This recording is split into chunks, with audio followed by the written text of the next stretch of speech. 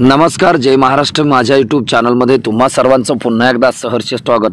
आताच्या घड्याची सर्वात मोठी बातमी, ठाकरेंची शिवसेना चिन्ह पुन्हा उद्धव ठाकरेंना मिळणार.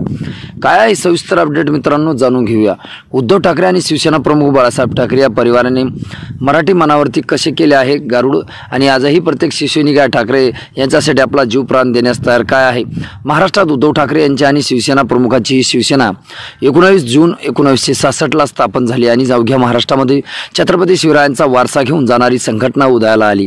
बघता बघता संपूर्ण महाराष्ट्रामध्ये एकवटला तो मराठी माणूस, आणि आज संपूर्ण देशभरामध्ये भारतीय जनता पार्टीला ज्या शिवसेना प्रमुखांनी आपल्या खांद्यावरती खेळवलं, जिला वाढवलं, त्यानं देशभरामध्ये स्थान मिळवून दिलं. त्याच भारतीय जनता पार्टीने या ठाकरेंच्या शिवसेनेचे 2 तुकडे केले. हा त्यांना आगामी काळामध्ये भोगावा लागणारा परिणाम खूप मोठा असेल, यात तीळ मात्र शंका नाही. परंतु महाराष्ट्रामध्ये आगामी काळात निवडणुका होतील. ठाकरे यांच्या पाठीमागे नेते आमदार नसतील, परंतु शिवसैनिक आणि मराठी माणूस उद्धव ठाकरे यांच्या पाठीमागे खंबीरपणे उभा राहील.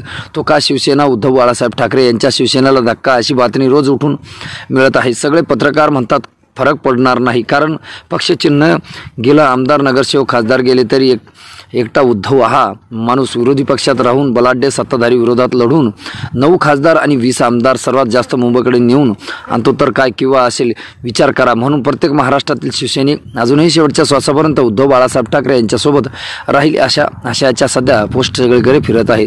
म्हणजेच महाराष्ट्रामधून आगामी उद्धव बाळा ठाकरेंना आगामी निवडणुका असो किंवा काही नसो, परंतु ठाकरेंना मिळणारा पाठिंबा राज्यात कोणत्याच पक्षाला असं पाठिंबा मिळत नसल्याने सध्या ठाकरेंनी मात्र क्रेज संपूर्ण महाराष्ट्रात असल्याचं पाहायला मिळतंय. मित्रांनो, आपल्याला काय वाटतंय, राज्याच्या राजकारणामध्ये आगामी काळात उद्धव ठाकरे भाजपला सोडून पुन्हा भरारी घेतील की नाही?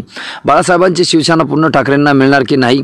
आपण यावर देखील प्रतिक्रिया द्या. म्हणजेच शिवसेना ही फक्त आणि फक्त ठाकरेंचीच मुंबई देखील ठाकरेंनी तुमच्या प्रतिक्रिया आम्हाला नक्की कळवा. भेटूया पुढच्या व्हिडिओमध्ये. तुर्तास धन्यवाद.